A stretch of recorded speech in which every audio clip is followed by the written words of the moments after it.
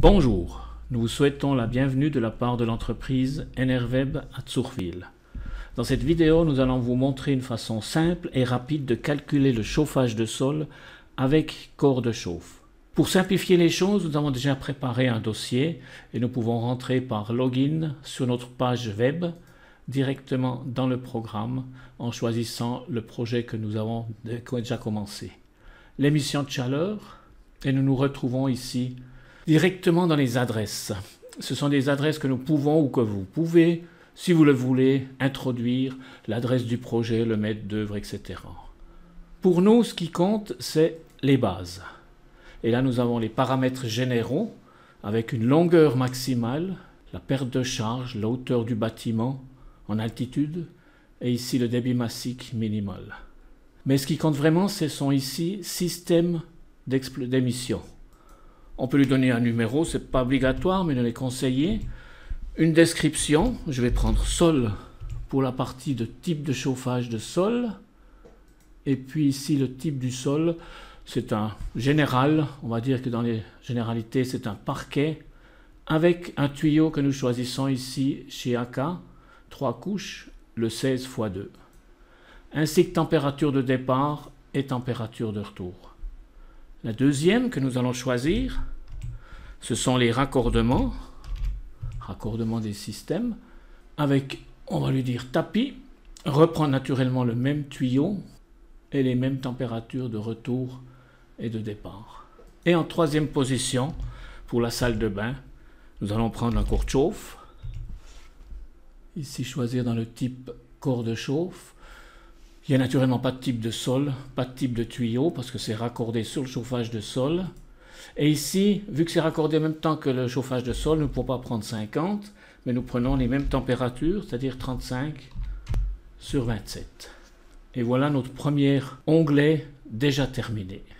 Dans les données des pièces, on fait la même chose. On reprend ici un numéro 1, vu que c'est le rez-de-chaussée. Le descriptif, on va lui donner simplement chambre, sans plus d'indication en plus. Et puis ici, on va lui dire que c'est au rez-de-chaussée, le rez.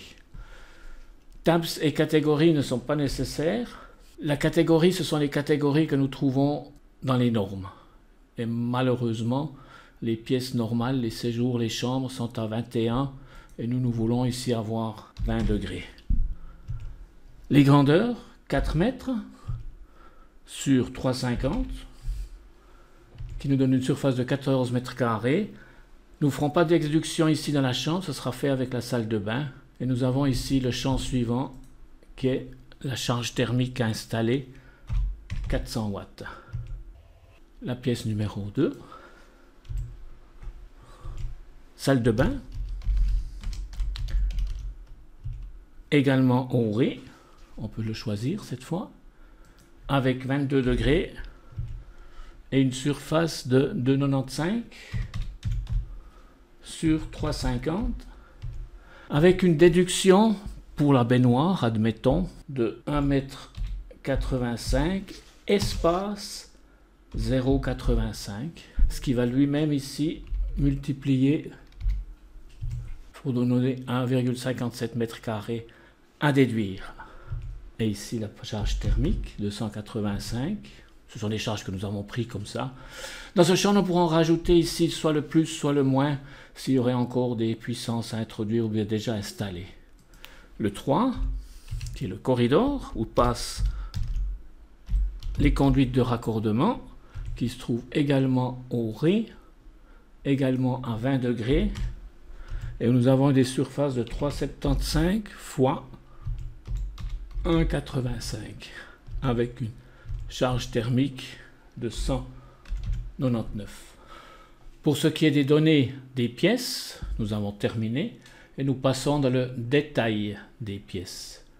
Contrôlons ici que les choix et les macros soient corrects et nous passons directement ici dans les locaux. Chambre numéro 1, système d'exploitation, c'est du sol, la part thermique et la boucle. Il n'y a encore aucune boucle qui est mémorisée, donc nous allons prendre la première, et ici donner la surface. Du fait que cette chambre a deux surfaces, une zone extérieure et une zone intérieure, Nous allons introduire manuellement la surface de la zone extérieure. Si nous prenons 4 tuyaux à 10 cm d'écartement, on peut prévoir qu'elle aura 45 cm de largeur sur une longueur de 4 mètres, ce qui va nous donner 1,8 mètres carrés. L'écartement, nous avons décidé que c'était la zone extérieure, donc 10 cm. Nous n'avons pas de longueur de raccordement dans la pièce. Et ici, le revêtement, nous restons avec du parquet et une chape de 60 mm. Passons maintenant à la pièce numéro 2, respectivement une, qui est de nouveau la chambre. Pour le reste, de nouveau du sol, de nouveau à 100%. Naturellement la même boucle, sinon on a un problème. Et ici, on avait 14 mètres moins 1,8, ce qui nous donne un reste de surface de 12,20 mètres. En cliquant ici sur la calculette, nous pouvons lui demander de calculer qu'est-ce qu'il proposerait comme distance d'écartement avec 12,2 mètres, le parquet et tout. Et nous voyons ici que ça nous donne 325, respectivement, il nous reste ici un plus de 24 watts, ce qui est tout à fait acceptable. On peut lui demander aussi de le voir en pourcents.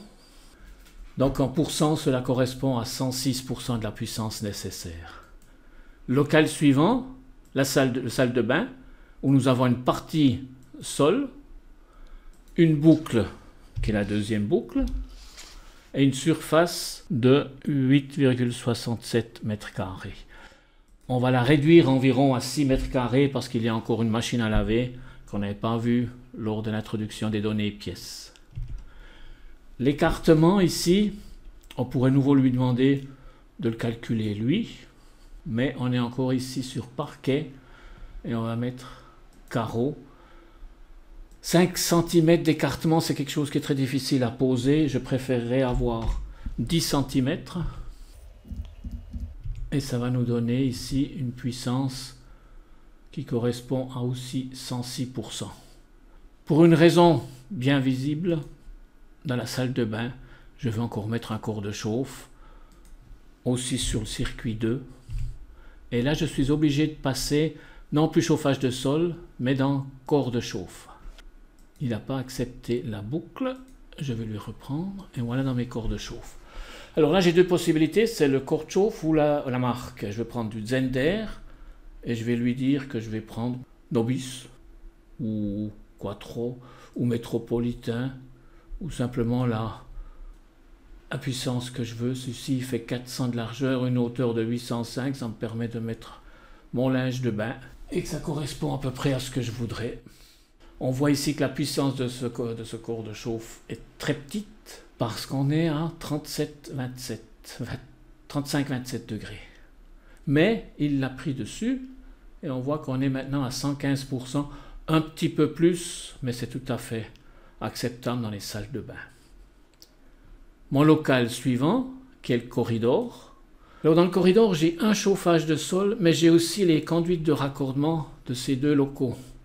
Donc je vais prendre en premier les conduites de raccordement du circuit 1. Je repasse ici dans ma calculation chauffage de sol. Je reprends le 1. Nous introduisons ici naturellement la longueur. La longueur du départ pour la pièce numéro 1. Admettons que c'est 6 mètres. Ici, on ne mettra pas encore de locaux dessous. Mais ce que nous sommes obligés de faire, c'est de lui dire que cette conduite de raccordement se trouve avant la pièce numéro 1. Donc nous venons ici dessus, nous cliquons et on monte cette ligne sur le haut.